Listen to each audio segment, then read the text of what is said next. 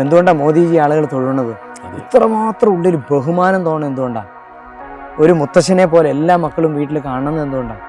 അദ്ദേഹത്തിൻ്റെ ആത്മീയതയാണ്. കമ്മ്യൂണിസ്റ്റുകാരും കോൺഗ്രസ്സുകാരും ദൈവമില്ല എന്ന് പറഞ്ഞുകൊണ്ട് മതേതരത്വം കളിക്കുകയല്ല വേണ്ടത്. ധർമ്മത്തിന് വേണ്ടിയിട്ട് നിൽക്കും. ധർമ്മത്തിന് വേണ്ടിയിട്ട് നിൽക്കുമ്പോൾ എന്ത് ചെയ്യുമെന്ന് ചോദിച്ചാൽ വരും തലമുറ രാഷ്ട്രീയക്കാരത് ഇങ്ങനെ തൊഴും. അവിടെ അയോധ്യയിൽ കൊടി ഉയർത്തിയ ദിവസമുണ്ട്, ധർമ്മ പതാക. ആ പതാക ഉയർത്തിയ സമയത്ത് 11:55 എൻ്റെ ഇവിടെ സൈനിങ് നടക്കുന്നത്. അതായത് വാത്മീകി മഹർഷിയുടെ ആശ്രമം, സീതാദേവിയുടെ ആശ്രമം, ഹനുമാൻ വന്നിരുന്ന പുണ്യഭൂമി, ഇതെല്ലാം സംരക്ഷിക്കാൻ വേണ്ടിയിട്ടുള്ള, ഇതെല്ലാം അടങ്ങുന്ന പുണ്യഭൂമിയുടെ ധനം കൊടുക്കണമെന്നുള്ളതല്ല, സിഗ്നേച്ചർ ചെയ്യാണ്. മറ്റൊരു പ്രത്യേകത നടന്നത് എന്താണെന്ന് വെച്ചാൽ,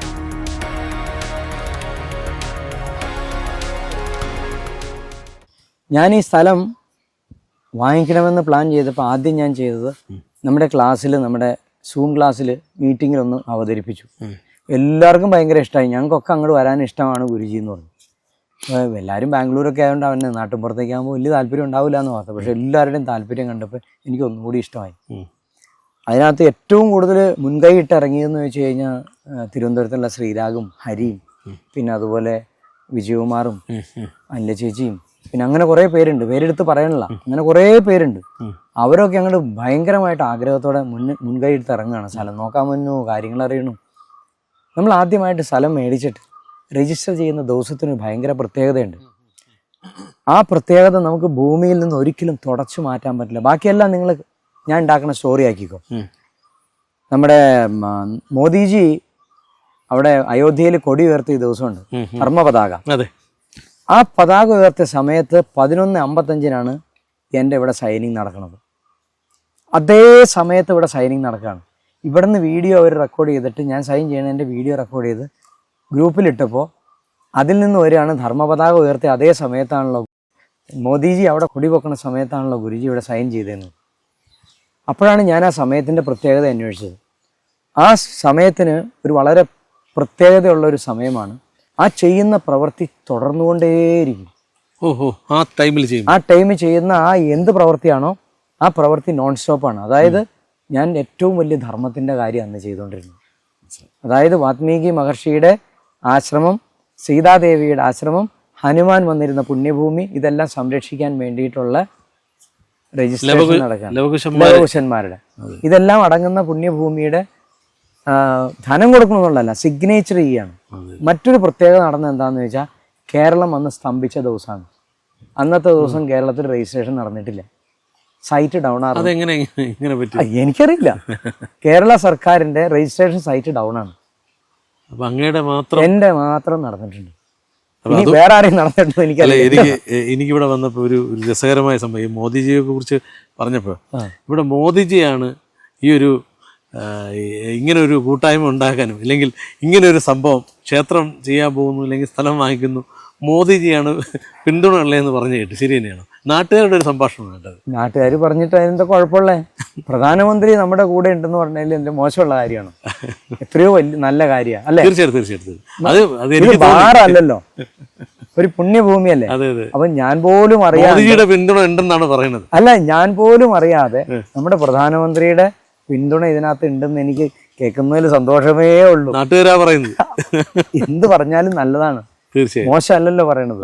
അതും പ്രധാനമന്ത്രി ഇതിനോട് ചേർത്ത് വെച്ചല്ലേ പറയണത്.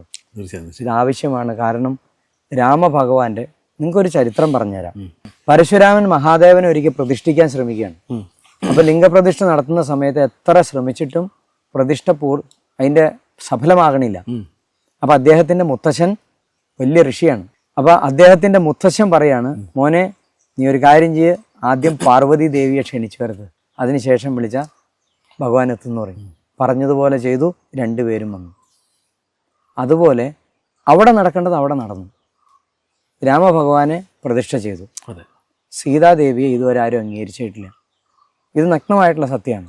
അതിനൊരു ഭാഗ്യം കിട്ടിയത് ഈ കേരളത്തിൽ നമ്മളെപ്പോലൊരു എളിയ വ്യക്തിക്കാണ്.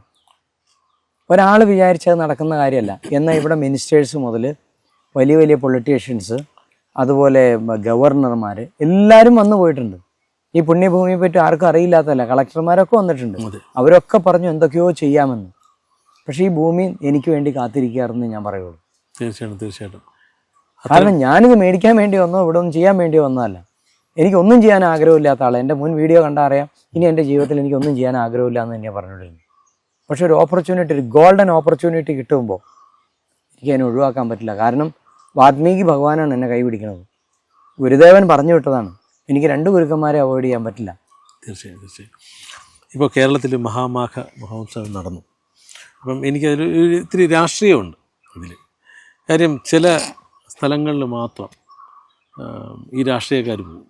ചിലരുടെ മതാചാരങ്ങൾക്ക് രാഷ്ട്രീയക്കാരുടെ പിന്തുണയുണ്ട്. ചെല്ലുന്നു, ബന്ധുക്കോസ്തുകാർ തലയിൽ കൈവച്ച് അനുഗ്രഹിച്ച മന്ത്രിയുള്ള സ്ഥലമാണ്. ഇങ്ങനൊരു വലിയൊരു സന്യാസി സമൂഹം കേരളത്തിൽ വന്നപ്പോൾ എത്രയോ 280 വർഷം നിർത്തലാക്കപ്പെട്ട, ബ്രിട്ടീഷുകാരാൽ നിർത്തലാക്കപ്പെട്ട മഹാമാഘം പുനരാരംഭിച്ചപ്പോൾ ദേവസ്വം ബോർഡ് മന്ത്രിയോ എന്തിന് സർക്കാരിൻ്റെ ഒരു പ്രതിനിധികളും വന്നില്ല. ഒരു മന്ത്രിമാരെ അവിടെ കണ്ടില്ല. ഇത്തരം സനാതന ധർമ്മത്തിൽ ഇങ്ങനെ നിൽക്കുന്ന അവരോട് എന്തുകൊണ്ടാണ് ഇങ്ങനെ? എനിക്ക് അതിനൊരു ക്ലിയർ ആയിട്ട് ഉത്തരം പറയാനുള്ള ഇത്രയേ ഉള്ളൂ. അവർക്ക് അങ്ങോട്ട് പോകാനുള്ള ഭാഗ്യമില്ല. ക്ലിയറായോ? ഒരു വ്യക്തിക്ക് അത്രയും പുണ്യകർമ്മം നടക്കുന്ന ഭാഗത്തേക്ക് പോകണമെന്നുണ്ടെങ്കിൽ ഒരു ഭാഗ്യം വേണം. ഈ രാഷ്ട്രീയത്തിൽ ആർക്കും ഇല്ല, കേരള രാഷ്ട്രീയത്തിൽ ഇല്ല. ആരൊക്കെ പോയില്ല അവർക്കൊന്നും ഭാഗ്യമില്ല. ഞാൻ പോയി, ഞാൻ സൂക്ഷ്മത്തിൽ പോയി, ഞാൻ ഫിസിക്കലി പോയില്ല.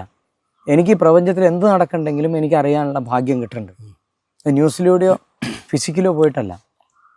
അത് എൻ്റെ ഒരു ഭാഗ്യമാണത്. അപ്പോൾ രാഷ്ട്രീയക്കാർ പോണില്ല, ഞാൻ അവരെ തെറ്റു പറയണില്ല. 2 തരത്തിലുള്ള ആളുകളുണ്ട്. ഒന്ന് ഇഗ്നോർ ചെയ്യുന്ന ആളുകൾ, എനിക്ക് അറിയണ്ട, ഒന്നുമല്ല. മറ്റൊരു കൂട്ടരുണ്ട്, എനിക്ക് അറിയാനൊരു ആഗ്രഹമുണ്ട്, എന്തിനെ പറ്റിയിട്ടും അറിയാൻ ആഗ്രഹമുണ്ട്. ഇതൊരു നല്ല ക്വാളിറ്റിയാണ്. എന്തിനെ പറ്റിയിട്ടും എനിക്ക് അറിയാൻ ആഗ്രഹമുണ്ട് എന്ന് പറയുന്നത് ഒരു നല്ല ക്വാളിറ്റിയാണ്. എനിക്കറിയില്ല എന്ന് പറയുന്നത് തെറ്റല്ല. എനിക്കറിയില്ല, എനിക്കിനി അറിയണ്ട എന്ന് പറയുന്നത് ഡോറ് കൊട്ടിയടക്കലാണ്. അത് കേരളത്തിലുള്ള ഇത്രയും ഹിന്ദു സമൂഹമുണ്ട് ഇവിടെ, അവരെ മൊത്തത്തിൽ അങ്ങ് കൊട്ടിയടക്കുകയാണോ? അവരുടെ അടുത്താണോ? അല്ല, അവരുടെ അടുത്തല്ല കൊട്ടിയടക്കണത്. ശരിക്കും എന്തോ കാരണവശാൽ കുറേ കാലം ഇതില്ല എന്ന് പറഞ്ഞുകൊണ്ട് കിടന്നു. പെട്ടെന്ന് ഉണ്ടെന്ന് അംഗീകരിക്കാൻ വിഷമല്ലേ? അത്രേ ഉള്ളൂ. ഉണ്ട് എന്നൊന്ന് ബോധ്യപ്പെട്ട് കഴിഞ്ഞാൽ എല്ലാവരും അംഗീകരിച്ചു. ഇനി ഞാൻ പറയുകയാണെന്നുണ്ടെങ്കിൽ ഈ മതേതരം വിളമ്പുന്നതിന്റെ കാര്യം ഞാൻ ആത്മാർത്ഥമായിട്ട് പറയാം. കമ്മ്യൂണിസ്റ്റുകാർ ദൈവങ്ങളെ പൂജിക്കേണ്ട സമയമായി കഴിഞ്ഞു. കാരണം ഇനി അതിനെ നിലനിൽപ്പുള്ളൂ. അല്ല എന്നുണ്ടെങ്കിൽ അവർ ഒറ്റപ്പെടും. കമ്മ്യൂണിസ്റ്റ് മാത്രമല്ല, കമ്മ്യൂണിസ്റ്റും കോൺഗ്രസും ഇനി ദൈവത്തെ കണ്ടുപിടിച്ച് അവരെ പ്രോത്സാഹിപ്പിക്കണം, ഗുരുക്കന്മാരെ പ്രോത്സാഹിപ്പിക്കണം. കാരണം ഒരു വ്യക്തമായ കോമ്പറ്റീഷൻ ഇല്ല എന്നുണ്ടെങ്കിൽ ഒരു മൊണോപ്പൊളി ആയിട്ട് മാറും. ശരിയാണ്. ഞാൻ ഒരിക്കലും ഒരു BJP സർക്കാർ തന്നെ ലോകം ഭരിക്കണമെന്ന് ഞാൻ പറയില്ല. കൃത്യമായിട്ട് അതിന് ഓപ്പോസിഷൻ ഉണ്ടെങ്കിലേ ആരും തെറ്റ് ചെയ്യാണ്ടിരിക്കുള്ളൂ. ചോദ്യം ചെയ്യാൻ ആളുകൾ വേണം. തീർച്ചയായും വേണം. അല്ലെങ്കിൽ ചോദ്യം ചെയ്യപ്പെടുന്നവർക്കും അവരുടെ ഭാഗം ഒരു ക്ലിയർ ആവണം. എക്സാക്ട്ലി. അപ്പൊ ഇനി കമ്മ്യൂണിസ്റ്റുകാരും കോൺഗ്രസ്സുകാരും ദൈവം ഇല്ല എന്ന് പറഞ്ഞുകൊണ്ട് മതേതരത്വം കളിക്കുകയല്ല വേണ്ടത്. ധർമ്മത്തിന് വേണ്ടിയിട്ട് നിൽക്കണം. ധർമ്മത്തിന് വേണ്ടിയിട്ട് നിൽക്കുമ്പോൾ എന്ത് ചെയ്യുന്ന ചോദിച്ചു കഴിഞ്ഞാൽ വരും തലമുറ രാഷ്ട്രീയക്കാരത് ഇങ്ങനെ തൊഴുവും. അതായത് ഗുരുക്കന്മാരെ തൊഴുന്ന പോലെ തൊഴുവും. ഇപ്പം എന്തുകൊണ്ടാണ് മോദിജി ആളുകൾ തൊഴുന്നത്? ഇത്രമാത്രം ഉള്ളിൽ ബഹുമാനം തോന്നുന്നത് എന്തുകൊണ്ടാണ്? ഒരു മുത്തശ്ശനെ പോലെ എല്ലാ മക്കളും വീട്ടിൽ കാണുന്നത് എന്തുകൊണ്ടാണ്? അദ്ദേഹത്തിൻ്റെ ആത്മീയതയാണ്. ഈ ആത്മീയത എല്ലാ രാഷ്ട്രീയക്കാർക്കും വേണമെന്നേ ഞാൻ പറയണുള്ളൂ. കാരണം രാഷ്ട്രീയം എന്ന് പറയുന്നത് ഈ ആത്മീയ ഗുരുക്കന്മാരെ പോലെ സെയിം വാല്യൂ ഉള്ള ഒരു തലമാണത്. അവർ രാഷ്ട്രത്തെ സംരക്ഷിക്കാൻ വേണ്ടി നിലകൊള്ളുന്നവരാണ്. അവർക്ക് അവിടെ കള്ളനെന്നോ ചതിയനെന്നോ കൊലയാളിയെന്നോ അല്ലെങ്കിൽ അധർമ്മികളെന്നോ ഒന്നും നോക്കേണ്ട കാര്യമില്ല. ഏറ്റവും നല്ല പ്രവൃത്തി ചെയ്യപ്പെടേണ്ടവരാണ് അവർ.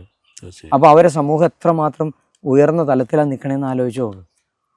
എനിക്കൊരു വലിയ ആളാവാനൊരു തലം കിട്ടുമ്പോൾ ഞാൻ എളിമയുള്ളവനാവുക ചെയ്യേണ്ടത്. കാര്യം ഈ പറഞ്ഞ ആൾക്കാർ NSSൻ്റെയൊക്കെ ഡയറക്ടർ ബോർഡ് മെമ്പറാണ്. അതുപോലെ തന്നെ ശിവൻകുട്ടി വിദ്യാഭ്യാസ മന്ത്രിയാണ്. അവരൊക്കെ ചെന്ന് ഈ പറഞ്ഞ ബന്ധക്കോസ്തിൻ്റെ അടുത്ത് ചെന്നിട്ട് അനുഗ്രഹം വാങ്ങിക്കാൻ അറിയാം. പക്ഷെ ഇത്തരത്തിലൊരു ചടങ്ങ് നടക്കുമ്പോൾ അവരൊരു ഇത് തന്നെ അതിൻ്റെ ഉത്തരം. അവർക്ക് ഇങ്ങോട്ടേക്ക് വരാനുള്ള സമയമായിട്ടില്ല, ഭാഗ്യമായിട്ടില്ല. നിങ്ങളൊന്ന് ആലോചിച്ച് നോക്ക്. ഞാനിവിടെ കൂടോത്രം ചെയ്യുന്ന ആളാണെന്നുണ്ടെങ്കിൽ എത്ര ലക്ഷം ആളുകൾ വരും. ഇല്ലേ? എൻ്റെ അരികിലേക്ക് എത്തിച്ചേരാൻ വിരലിൽ എണ്ണാവുന്ന ആളുകൾക്കേ ഭാഗ്യമുള്ളൂ. ഞാൻ ക്വാളിറ്റി ഇല്ലാഞ്ഞിട്ടോ എനിക്ക് കഴിവില്ലാഞ്ഞിട്ടോ അല്ല, ഞാൻ പൈസ മേടിച്ചിട്ടോ അല്ല, ഞാൻ കൂടുതൽ പൈസ മേടിച്ചിട്ടോ അല്ല. കാരണം എന്താ? ഏറ്റവും ധർമ്മത്തിൽ ജീവിക്കുന്നതായതുകൊണ്ട് എൻ്റെ അടുത്തേക്ക് വരാൻ വേണ്ടിയിട്ട് വലിയ എന്താ പറയുക ബാരിക്കേച്ചർ ഓരോന്നായിട്ട് കടന്നേ വരാൻ പറ്റുള്ളൂ. ഞാനതാണ് ഇപ്പം ഇത്തരം വലിയൊരു സംഗമം നടന്നിട്ട് ആരും വന്നിട്ടില്ല.